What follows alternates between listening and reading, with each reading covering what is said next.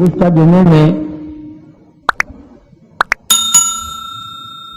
امام الانبیاء محبوب کبریا حضرت محمد مصطفیٰ صلی اللہ تعالی علیہ وسلم کی سیرت طیبہ کا وہ حصہ ذکر کیا تھا جہاں سے قرآن کریم کا نزول شروع ہوتا ہے، قرآن کریم کی ابتدا ہوتی ہے، اعلان نبوت کیا جاتا ہے۔ سیرت طیبہ کا موضوع اتنا طویل ہے، اتنا لمبا ہے، ہمارا اہل سنت والجماعت کا یہ عقیدہ ہے کہ دنیا کے سارے درختوں کی قلمیں بنا لو، جتنے ندی نالے نہر دریا سمندر ہیں سب کی سیاہی بنا لو، اور جناب رسول کریم صلی اللہ علیہ وسلم کی تعریف اور ثنا لکھنی شروع کر دو۔ ہمارا عقیدہ ہے کہ درخت قلمیں دیتے دیتے ختم ہو جائیں گے، سمندر سیاہی مہیا کرتے ختم ہو جائیں گے، مگر کالی کملی والے کی تعریف کا کوئی حصہ بھی ادا نہ ہو سکے گا۔ اس لیے اللہ پاک جل شانہ نے خود جن کی تعریف فرمائی ہو، جن کا شناخہ خود خدا ہو، اور بندہ کیسے مکمل کر سکتا ہے؟ ہمیں تو سمجھنا ہی آج تک، ورنہ ہر لمحہ ہماری زبان سے کلمہ نکلنا چاہیے، لا الہ الا اللہ محمد الرسول اللہ صلی اللہ علیہ وسلم۔ اٹھتے بیٹھتے چلتے پھرتے ہماری زبان سے کلمہ نکلنا چاہیے۔ اللہ پاک جل شانہ نے اسی طرح سے درود شریف کے لیے بھی بڑے فضائل فرما دیے حضور کریم صلی اللہ علیہ وسلم کی ذات اقدس پہ۔ فرمایا جو ایک مرتبہ درود پاک پڑھے 10 نیکیاں ملتی ہیں، 10 گناہ معاف ہوتے ہیں، 10 درجے بلند کر دیے جاتے ہیں۔ اور یہاں تک فرمایا جو آدمی کالی کملی والے صلی اللہ تعالی علیہ وسلم کا نامی سنے، اس میں گرامی اپنی زبان پہ لائے، اگر سرکار کی ذات اقدس پہ درود پاک نہ پڑے، حدیث پاک میں آتا ہے وہ بڑا بدنصیب ہے، بڑا بدبخت ہے، بڑا بخیل ہے، جہنمی ہے۔ یعنی یہ حق ہے حضور کریم صلی اللہ علیہ وسلم کا، اور اتنی فائدے والی چیز ہے، ایک درود پاک سے 30 فائدے، 10 گناہ معاف، 10 درجے بلند، 10 نیکیاں۔ اور حدیث پاک میں کثرت سے آتا ہے کہ فضائل درود شریف کی کثرت کرنے والا مرتے وقت کبھی ایمان سے خالی نہیں جا سکتا۔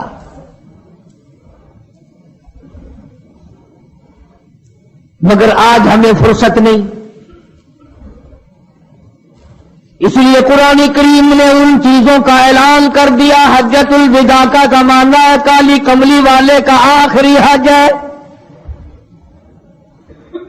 جبل رحمت کے نیچے ذرا سی نیچے اتر کر جگہ بنی ہوئی ہے، وہاں پر ایک اونٹنی پہ سوار ہے، ایک ڈاچی پہ سوار ہے، لوگوں کو فرمایا یا ایھا الناس،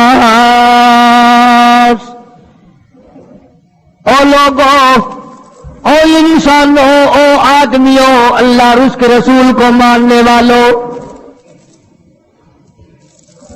الصلاۃ الصلاۃ، نماز کی پابندی کرنا، بیماری میں بھی پڑھنا، سفر میں بھی نماز پڑھنا، شادی میں بھی نماز ادا کرنا، غمی میں بھی نماز ادا کرنا، سردی میں نماز ادا کرنا، گرمی میں نماز پڑھنا۔ آخری حج ہے، حضور کریم صلی اللہ تعالی علیہ وسلم کا تقریباً آخری وقت ہے۔ فرمایا لوگوں، قرۃ عینی فی الصلاۃ، نماز میری آنکھوں کی ٹھنڈک ہے، جو نماز نہیں پڑھتا میں اس کے لیے قیامت میں شفاعت کرنا میری کوئی ذمہ داری نہیں۔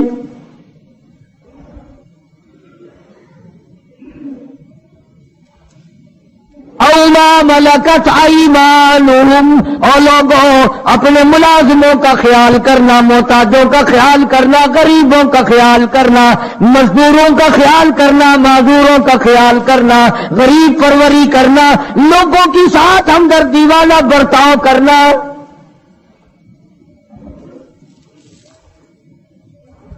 جو کچھ میں تمہیں بتلا رہا ہوں فرمایا یاد کرو، میری بات کو سمجھو۔ حضور کریم صلی اللہ علیہ وسلم نے فرمایا لاکھوں کا مجمع ہے، فرمایا جو میں تمہیں بات کہہ رہا ہوں تمہارے ذمے ہے، جو اس وقت میدان عرفات میں نہیں پہنچ سکے ان تک پہنچا دینا۔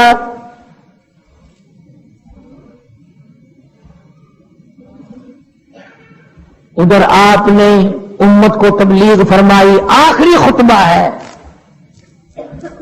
حضور کریم صلی اللہ علیہ وسلم کا، آخری خطبہ، آخری وعد ہے، آخری نصیحتیں ہیں۔ ادھر قرآن کریم کی آخری آیت نازل ہو گئی، الیوم اکملت لکم دینکم واتممت علیکم نعمتی ورضیت لکم الاسلام دینا۔ کالی کملی والے آج ہم نے تمہارا دین کامل کر دیا، اسلام مکمل ہو گیا۔ حضور کریم صلی اللہ تعالی علیہ وسلم نے ضروری چیزیں آخری خطبے میں ارشاد فرما دی، فرمایا لوگوں اپنی عزت کو بچانا، اپنی عزت کا خیال کرنا۔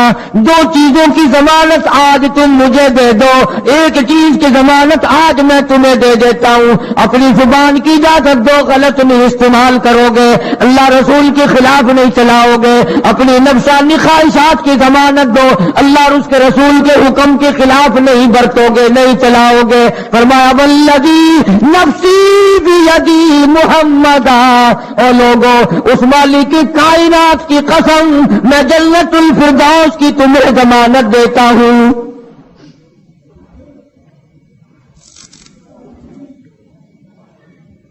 حجۃ الوداع میں خطبہ ارشاد فرما دیا،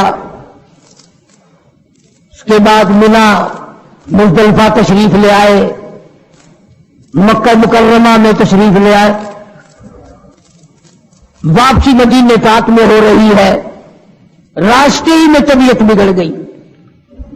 وہاں میدان عرفات میں آخری خطبے میں فرمایا او لوگوں شاید میری تمہاری آخری ملاقات ہو، او لوگوں شاید آج کے بعد تم میری آواز نہ سن سکو، میری زیارت نہ کر سکو، میری بات کو پلے باندھ کے لے جاؤ۔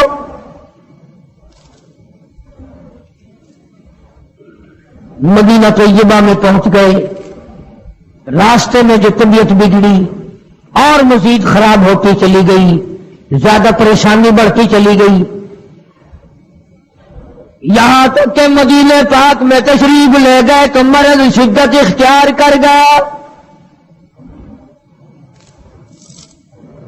جناب ابو ہریرہ رضی اللہ تعالیٰ عنہ نے دیکھ کر عرض کر دیا میرے آقا بڑی کمزوری آ گئی، بڑی ضعیفی آ گئی، بڑی ناتوانی سی آ گئی، بڑی آپ کمزور ہو گئے، بہت زیادہ ضعیفی چہرے سے ظاہر ہونے لگی۔ فرمایا ابو ہریرہ موت قریب ہے، موت قریب ہے، زندگی دور ہوتی چلی جا رہی ہے، اور تجھے کیا بتلاؤں جب قرآن کریم کی ان صورتوں کی تلاوت کرتا ہوں جن میں قیامت کا ذکر ہے میرا سانس رک جاتا ہے، میرا سانس بگڑ جاتا ہے۔ ابو ہریرہ رضی اللہ تعالیٰ عنہ فرماتے ہیں میری آنکھ کھل گئی، پچھلی رات تھی، میں دربار رسالت میں چلا گیا، میں نے جا کے دیکھا حضور نے نماز کی نیت باندھی ہوئی ہے صلی اللہ علیہ وسلم، میں نے بھی ساتھ کھڑے ہو کر نیت باندھ لی۔ سورہ بقرہ 2.5 سپارے کی پوری سورت ہے۔ ابو ہریرہ کہتے ہیں پہلا سپارہ ختم ہو گیا، دوسرا سپارہ ختم ہو گیا، میں نے اندازہ لگایا کہ چلو سورت ختم کر کے تو رکوع فرمائیں گے، آل عمران شروع فرما دی، وہ 1.25 پارے کی ایک سورت ہے۔ پھر میں نے اندازہ لگایا کہ چلو اس سورت کے ختم ہونے پہ تو رکوع فرمائیں گے، سورت نساء شروع فرما دی، 5.25 پارے پڑھنے کے بعد جب رکوع فرمایا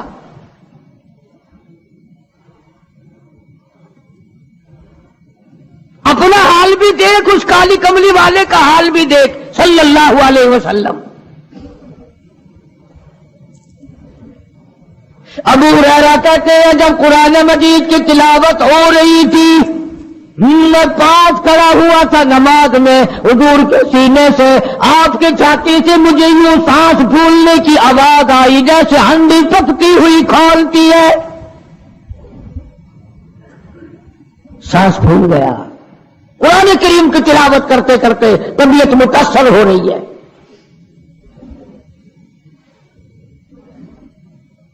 اس قسم کی نماز پڑھتے تھے ہمارے آقا حضرت محمد الرسول اللہ صلی اللہ علیہ وسلم۔ آج امت کی نمازیں اور اپنی نمازیں اور میری نمازیں تمہارے سامنے ہیں۔ امام الانبیاء محبوب کبریا حضرت محمد مصطفیٰ صلی اللہ تعالی علیہ وسلم کا مرض اتنا شدت اختیار کر گیا، بے ہوشی شروع ہو گئی۔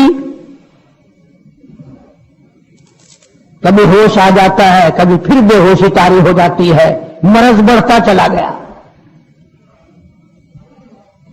ایک روز نماز کا وقت آیا، جناب مدنی کریم صلی اللہ تعالی علیہ وسلم کے دیوانے، حضور کے پروانے، حضور کی شہدائی، حضور کے اوپر جان مال قربان کرنے والے، اولاد قربان کرنے والے، ساری زندگی قربان کرنے والے صحابہ کرام مسجد میں حیران ہے، آج نماز کیسے پڑھیں گے، سرکار موجود نہیں۔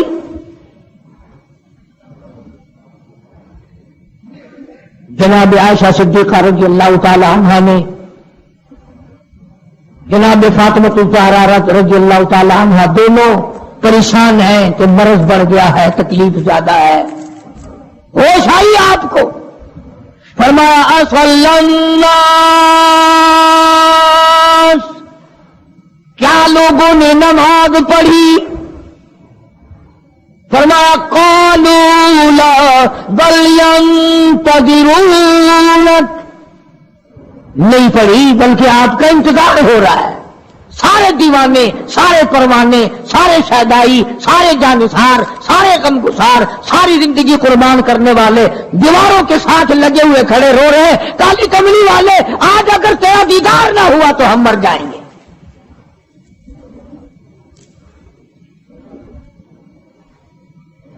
فما مری ابا بکر ان یصلی الناس، عائشہ رضی اللہ تعالی عنہ، ابو بکر کو میری طرف سے حکم دو میرے مصلی پہ کھڑا ہو کر نماز پڑھائے، میرے مصلی پہ کھڑے ہو کر نماز پڑھائے۔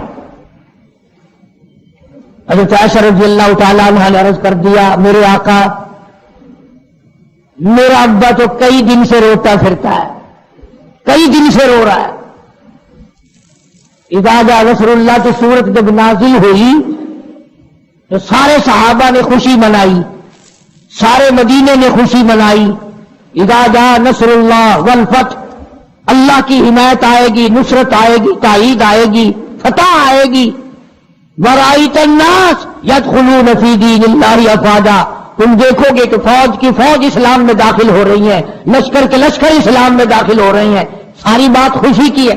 فسبح بحمد ربک، اور آپ میری تسبیح بیان کریں۔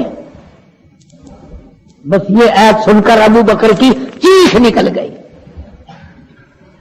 سارا مدینہ خوشیاں منا رہا ہے، سارا مدینہ خوشیوں میں ہے، سارے صحابہ خوشیاں منا رہے ہیں، عام لشکر اسلام میں داخل ہوں گے، ساری فوجی اسلام میں داخل ہو جائیں گی، لیکن ابو بکر صدیق کو لوگوں نے دیکھا اس کونے میں بیٹھا روتا ہے، گھر میں بیٹھا ہوا رو رہا ہے۔ اس نے پوچھا صدیق رضی اللہ تعالیٰ عنہ، سارے تو خوشیاں منا رہے ہیں، تو رو رہا ہے، تجھے کیا تکلیف پہنچی ہے؟ اذا جاء نصر اللہ کی سورت کے نزول کا پتہ نہیں چلا؟ جناب ابو بکر رضی اللہ تعالیٰ عنہ جو نبوت کا راز جانتے ہیں، مزاج شناس ہے نبوت کے، سب سے پہلا رفیق، سب سے پہلا ساتھی ابو بکر صدیق رضی اللہ تعالیٰ عنہ ہے۔ روتے روتے فرمانے لگے، آؤ مدینے والوں، یار کی جدائی کا وقت آ گیا۔ حضور کریم صلی اللہ علیہ وسلم کی روانگی کا وقت آ گیا. انہوں نے کہا تجھے